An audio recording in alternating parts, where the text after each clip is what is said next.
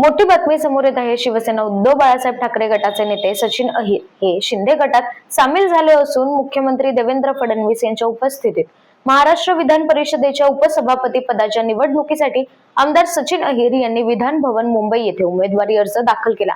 यावेळी उपमुख्यमंत्री एकनाथ शिंदे, उपमुख्यमंत्री सुनेत्रा अजित पवार, मंत्री संजय शिरसाट व इतर मान्यवर उपस्थित होते।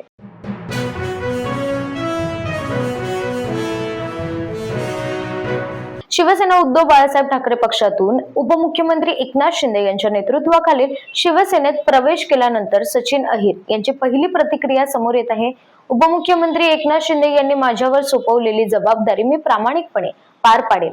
समाजातील सर्व घटकांतील लोकांना एकत्र आणण्याचा प्रयत्न करेन आणि त्यांना न्याय मिळवून देण्यासाठी काम करेन। सचिन अहिर यांची प्रतिक्रिया।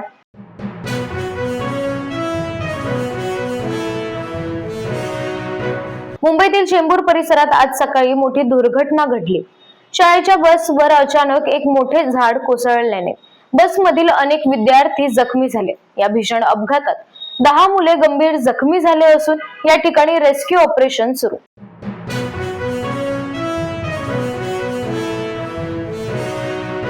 मंदिर राम भक्तांनी बांधले, भाजपाने दानपेटीला लुटले, अशा घोषणाबाजी देत विधिमंडळाच्या पायऱ्यांवर विरोधकांचा जोरदार आंदोलन। सत्ताधाऱ्यांच्या विरोधात आज विधिमंडळाच्या पायऱ्यांवर विरोधी पक्षांचा तीव्र आंदोलन पाहायला मिळाला।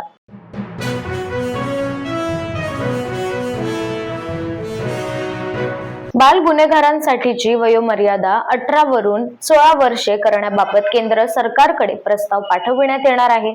बालकांचा गुन्हेगारी आणि अंमली पदार्थांच्या वितरणासाठी वापर करणाऱ्यांविरोधात अधिक कठोर कारवाई करता यावी यासाठी कायद्यात आवश्यक बदल करण्यात येणार असल्याची माहिती देखील मुख्यमंत्री देवेंद्र फडणवीस यांनी सभागृहात दिली।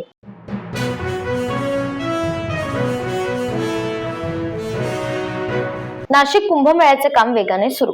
नाशिक येथे होणाऱ्या आगामी कुंभमेळ्यासाठी आवश्यक विकास कामे वेळेत पूर्ण करण्यासाठी शासन कटिबद्ध असून कोणत्याही कामाला निधीची कमतरता भासू दिली जाणार नाही, अशी ग्वाही मंत्री उदय सामंत यांनी सभागृहात दिली।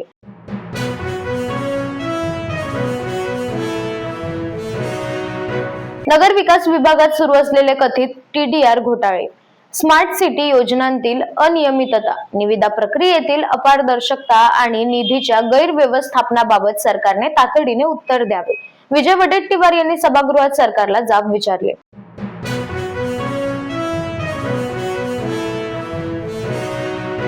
पुणे महापालिकेच्या वतीने घेण्यात येणाऱ्या कनिष्ठ अभियंता पदाच्या भरती प्रक्रियेत मोठ्या प्रमाणात झालेल्या घोटाळ्यासह इतर मागण्यांसाठी पुणे महापालिकेच्या आवारात सुरू असलेल्या विद्यार्थ्यांच्या धरणे आंदोलनाला आमदार रोहित पवार यांनी भेट देऊन त्यांच्याशी संवाद साधला।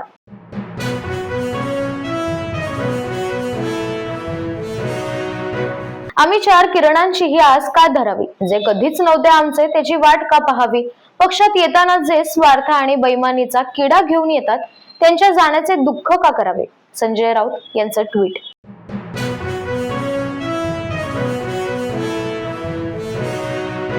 तिजोऱ्यात केले तुम्ही बंद स्वर्ग साथी, तुम्हावरी संसाराची उडे धूळ माती, तुम्ही ती स्मशाने ज्यांना प्रेतही न वाली।